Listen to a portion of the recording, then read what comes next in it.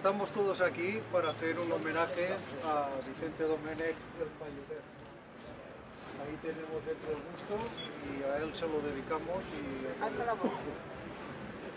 Hoy es un día para el Reino de Valencia, y especialmente para Paiporta, porque los tres reinos hemos venido a rendir homenaje a un buen hombre de este pueblo, a Vicente Domènech el Palleter, ante cuyo busto nos encontramos.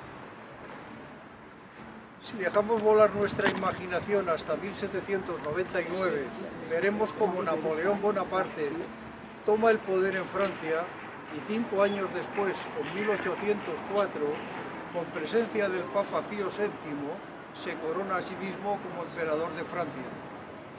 Después de Trafalgar, Austerlitz, Berlín y el fin del Sacro Imperio Romano Germánico, llegamos a 1807, en que en España los Borbones, Carlos IV y su hijo Fernando VII, estaban enfrentados por la posesión de la corona de España. A finales de 1807 se produce la Conjura del Escorial, conspiración encabezada por Fernando, príncipe de Asturias, que pretendía la sustitución de Godoy y el destronamiento de su propio padre. En marzo de 1808, ante la evidencia de la ocupación francesa, Godoy aconsejó a los reyes que abandonaran España, pero se produjo el motín de Aranjuez, levantamiento popular contra los reyes aprovechando su presencia en el Palacio de Aranjuez. Carlos IV, ante el cariz de los acontecimientos, abdicó en su hijo Fernando VII, que conspiraba contra su padre mediante todo tipo de estratagemas, hijo con el que tenía una difícil convivencia en la que no es de menos importancia la presencia de Godoy, que intervenía muy íntimamente en el matrimonio real. Napoleón aprovecha estas desavenencias para acoger a Carlos IV y esposa, promoviendo la reunión de Bayona entre padres e hijos, obligando a Fernando VII a desistir de la idea de apoderarse de la corona de España antes de la muerte de su progenitor. Las tropas francesas entran en España. Estamos a finales de octubre de 1807.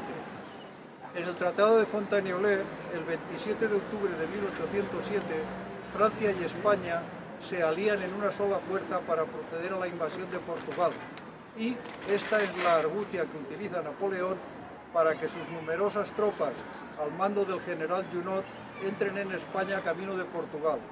Pero este objetivo no era el verdadero que impulsaba al emperador, sino más bien el que sus ejércitos invadieran la península para apoderarse del trono español.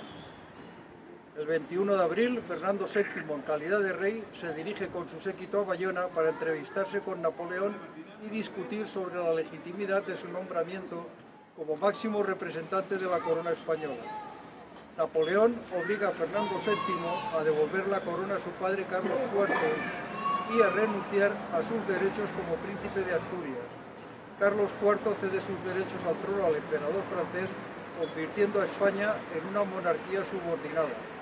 Napoleón era un declarado enemigo de los Borbones, consiguiendo así con sus malas artes el doblegar a la monarquía española. Designa como rey de España a José I, el llamado Pepe Botella.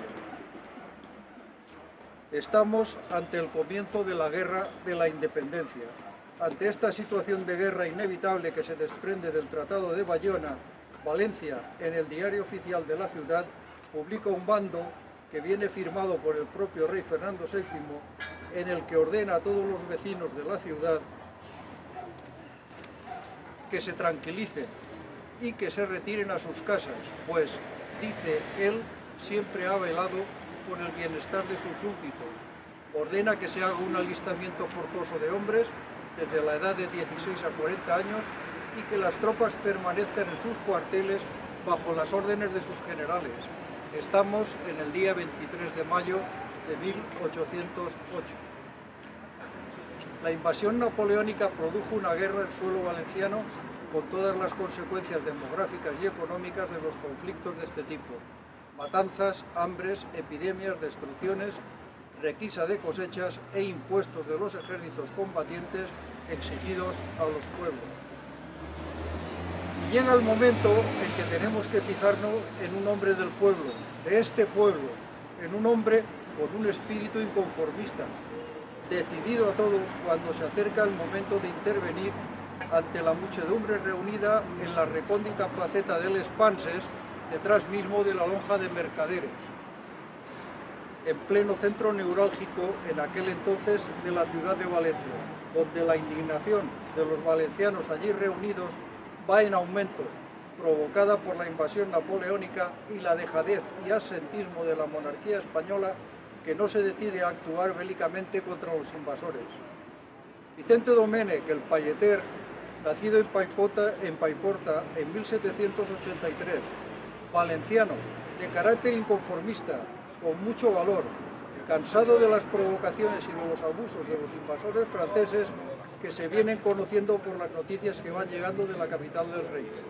Vicente, en la plaza del mercado, llegando a la tienda donde se vendía el nuevo papel sellado por el gobierno francés, coge un puñado de pliegos, los rompe y, dirigiéndose a la placeta posterior de la lonja, se pone en una silla en medio de una plaza y declara la guerra a Napoleón. El 23 de mayo de 1808, en la placeta de Les Panses, lugar donde se vendían los periódicos, cundió el alboroto. El Palleter, vendedor de pajuelas inflamables, oficio que daría nombre a su apodo, rasgó su faja de estambre en pequeños trozos para que sirviera de escarapela. Puso el jirón mayor en el extremo de una caña con una estampa de la Virgen de los Desamparados y un retrato del rey. Y enarbolando el improvisado estandarte es cuando dice su famosa frase: un pobre Palleter li declara guerra a Napoleón, visca Fernando VII y muiguen els traidors. Al día siguiente, el pueblo se rebela, asalta y toma por las armas la Ciudadela. En aquel entonces se conocía como Ciudadela a la antigua casa llamada de las Armas, que estaba a cargo de los diputados de la Generalidad del Reino. En dicha Ciudadela, que servía como fortaleza de la ciudad junto a la Puerta del Mar, estaban depositadas las muchas armas destinadas para la defensa, prácticamente un polvorín que era la admiración de los naturales y forasteros que acudían por curiosidad para presenciar los ejercicios de armas que se hacían en la parte exterior o plaza de armas de la Ciudadela. Los sucesos del 23 de mayo de 1808 en Valencia. Tras el grito del Palleter, la muchedumbre dando vivas a Fernando VII, cosa que en cierto modo tampoco se entiende, porque todos sabéis que Fernando VII siempre se le ha dicho que era el rey felón, el rey que traicionó a toda España. Se dirigió al Palacio Real, al otro lado del Turia, residencia del capitán general, que se vio obligado a salir al balcón prometiendo que tomaría las providencias oportunas. Desde allí, los amotinados marcharon al Palacio de la Generalidad y los padres Martí y Rico subieron al salón de sesiones solicitando en nombre del pueblo que se declarara la guerra a Napoleón y se decretara un alistamiento general. Días antes se podían leer pasquines por toda la ciudad con el siguiente texto: la valenciana arrogancia siempre ha tenido por punto no olvidarse de Sagunto y acordarse de Numancia. Franceses, idos a Francia, dejadnos nuestra ley, que en tocando a Dios y al rey, a nuestras casas y hogares, todos somos militares y formamos una grey. La Junta Suprema de Gobierno fue un organismo creado por todo el Reino de Valencia el 25 de mayo de 1808, con atribuciones omnímodas e independientes de toda otra autoridad. Se creó tras el levantamiento del pueblo valenciano contra la orden dada por el Gobierno de Madrid de reconocer por rey de España a José Bonaparte. La guerrilla contra el francés. En Valencia, como en el resto del territorio peninsular, se estableció una forma eficaz de luchar contra el ejército francés. Consistía en rápidos ataques por sorpresa de partidas formadas por gentes del pueblo sin formación militar. Actuaron con contundencia y representaron una perpetua preocupación para los franceses, constantemente asaltados en sus retaguardias y en sus convoyes de aprovisionamiento. La compleja orografía del interior de las provincias valencianas sirvió de apoyo para sus actuaciones. Los principales y más activos enclaves de los guerrilleros valencianos se encontraban en Javia, el Valle de Albaida, Bocairente y Cofrentes. El Palleter es una figura que se viene utilizando reiteradamente como símbolo de la insumisión del pueblo plano, especialmente para poner freno a las ambiciones y las injusticias de los poderosos. No solo fue el Payeter el que declaró la guerra al francés, hubieron otros muchos valencianos que llegaron a protagonizar grandes episodios contra los ejércitos napoleónicos. Entre ellos cabe destacar al padre Rico, sacerdote revolucionario valenciano, nacido en Monóvar, y del que se desconoce tanto su fecha de nacimiento como de fallecimiento. Dirigente espontáneo de la Revolución Valenciana de 1808 y vicario general del ejército de los reinos de Valencia y Murcia, su actuación en contra de la invasión francesa fue decisiva, moviéndose por los entresijos políticos. Otro de los significados valencianos que tuvieron un gran protagonismo, presentando batalla directa contra los franceses, defendiendo las posiciones valencianas en las Torres de Quart, fue Vicente Martínez, conocido como el Torero, carnicero de profesión que se apropió de una batería y acosó al ejército invasor, produciendo importantes bajas entre los soldados franceses a fuerza de cañonazos. Otro fue José Romeu y Parras, conocido por el sobrenombre del héroe Romeu, nacido en Murviedro, Sagunto, en enero de 1778. Cuando llegan los franceses a Valencia, Romeu tiene 30 años de edad. En los primeros momentos de la invasión se dedica al reclutamiento de hombres y armas por los pueblos de los alrededores de Valencia.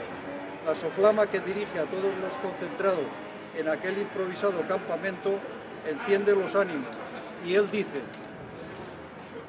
volemos, hijos de Sagunto, volemos al campo del honor, preso nuestro rey, vilmente hollada nuestra patria, juremos no doblar jamás la cerviz al yugo afrentoso de esos advenedizos engañadores que socolor de amistad pretenden tiranizarnos. Vencer o morir sea el juramento irrevocable de la división saguntina. Y tantos otros valencianos anónimos, hombres, mujeres e incluso niños, que se entregaron con más valentía que formación militar en la defensa de la ciudad de Valencia.